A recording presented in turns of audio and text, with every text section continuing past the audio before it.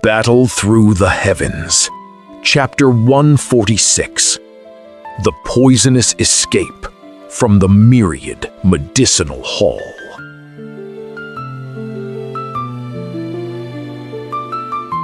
The mountain solitude gave way to a display of refined power, leaving the shadows of his past shamed by his awakening. As the discordant hum of civilization replaces the wild, the weight of the black ruler serves as the only anchor to his Dou heart. Before him, the manor's quiet gates wait like a coiled serpent, demanding a price only one who has endured the wilderness can pay. Walking the dirt paths of the small town, the roar of the crowd hit Xiaoyan like a physical weight. After months of silence in the wilderness, the noise felt alien. Humans were pack animals. They needed the constant hum of their own kind to feel alive. Xiaoyan tapped the black cloth wrapping the heavy black ruler on his back. He stood at a street corner, scanning the flow of people, before catching a local by the shoulder. He asked for the way to the Myriad Medicinal Hall and set off toward the edge of town. As he turned through the final intersections, the noise faded. A small manor came into view, its layout distinct and refined compared to the surrounding buildings.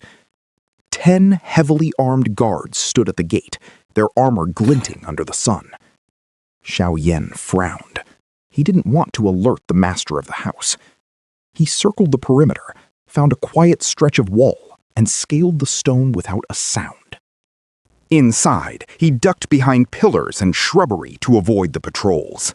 He moved like a shadow until he caught a young maid walking alone.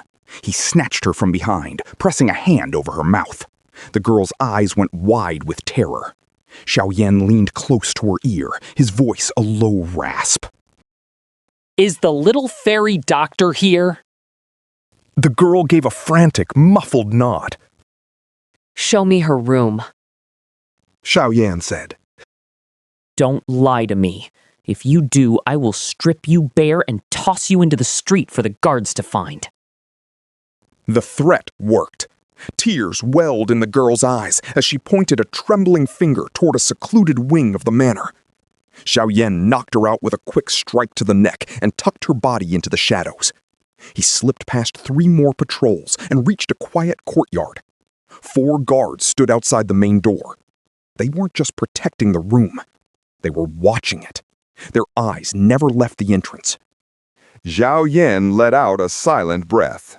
It seemed her life here wasn't as comfortable as she had hoped. He circled to the back where a pond bordered the wall. Gripping the stone ledge, he swung himself through an open window. His feet hit the floor silently.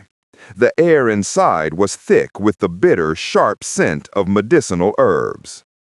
Behind a pink curtain, a slender silhouette moved. Xiaoyan stepped forward and pulled the drape aside. A woman in a white dress sat at a small table, meticulously grinding powders. She used a glass rod to lift a sample to her nose, sniffing lightly.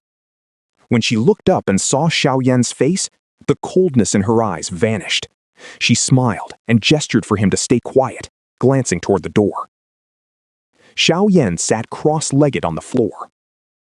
"Are you being watched?" He whispered. "Wait." She said. She pulled a small jade vial from her sleeve and dropped a single bead of red liquid into the tea Xiaoyan was holding. "What is this?" He asked. "The scent in this room is a slow-acting toxin. The little fairy doctor said. It will eat at your strength if you breathe it too long. Drink this. It is the only way to stay standing." Xiaoyan shook his head and took a sip. "I didn't think you would poison your own bedroom." "I have no choice," she said, her brow furrowing. She sat down at the table, already sorting through documents.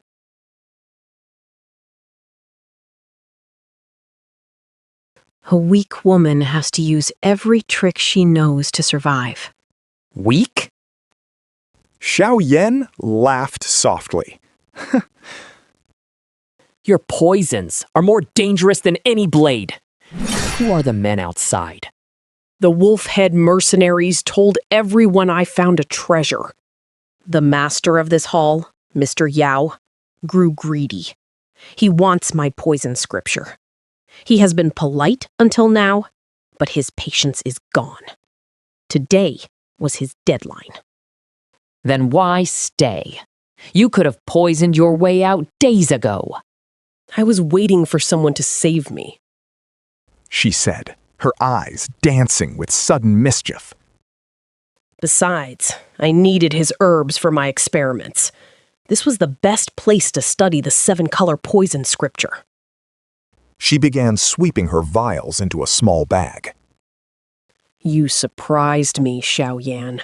I didn't think you would survive the mountains, let alone grow stronger. Choosing you as an ally was the best move I ever made. I got lucky. Xiaoyan said, standing up. Let's go. I have a debt to settle with the wolf-head mercenaries. They gave me this cage. She said. I should leave them a souvenir before we depart. Xiaoyan grinned. That was exactly what he wanted to hear. As she finished packing, a heavy knock rattled the door. A middle-aged man's voice boomed from the hallway.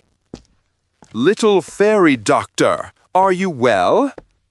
Before she could answer, the door swung open. Mr. Yao stepped inside, followed by 4 guards with drawn steel. His gaze swept the room and locked onto Xiaoyan. His expression shifted from surprise to predatory hunger.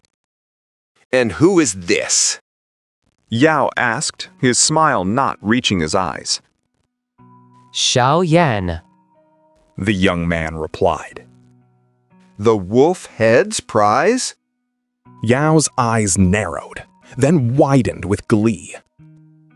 I heard you were driven into the death traps of the mountains. To walk out of that hell alive, you truly are impressive, boy. Luck. Xiaoyan said. Now, move aside. We're leaving. Yao stepped back, but only to block the doorway. Fate is a strange thing. Since you have come to my Myriad Medicinal Hall, you should stay. I would love to get to know a young talent like you. He had heard the rumors of the cave treasure Xiaoyan carried. He wasn't about to let a fortune walk out his front door. The little fairy doctor said, slinging her bag over her shoulder. Do you see the green bruise on your right palm? Yao's face went pale. He snapped his hand open. A faint, sickly green mark pulsed under the skin of his palm. You poisoned me? A small precaution. You know my work. Without the antidote, you have a month. First, your mind will go. Then, your life. The air in the room grew cold despite the afternoon heat. Yao looked at the girl, then at the powerful young man beside her. Greed warred with the fear of death in his eyes. The formula for the cure. Yao spat. Give it to me, and you can go. I've lived here too long to trust you. We leave first. Then you get the cure. Xiaoyan watched the exchange, holding back a laugh. The master of the hall was being led by the nose. Mr. Yao. He felt a flicker of genuine caution. This woman was a force of nature. Yao's face turned a mottled purple with rage. He paced the floor, his breath coming in ragged gasps, before he finally stepped aside and waved his guards away. Let's go, she said to Xiaoyan. Xiaoyan gave her a thumbs up and led the way out. Yao followed at a distance, his eyes burning with silent fury. He had lost his prize and his leverage in a single breath. Once they reached a clearing in the courtyard, the little fairy doctor pulled a small bamboo whistle from her belt. She blew a sharp, piercing note that echoed across the estate. A moment later, a shadow fell over them. A massive blue eagle descended from the clouds, its wings beating the air into a frenzy as it landed. Xiaoyan grabbed the little fairy doctor around her slim waist. He kicked off the ground, his strength launching them both high into the air. They landed firmly on the eagle's broad back. As the bird took flight, the little fairy doctor tossed a small packet of powder toward the ground. She took the reins, and they soared over the walls of the manor, leaving the shouting guards and the fuming Mr. Yao far below.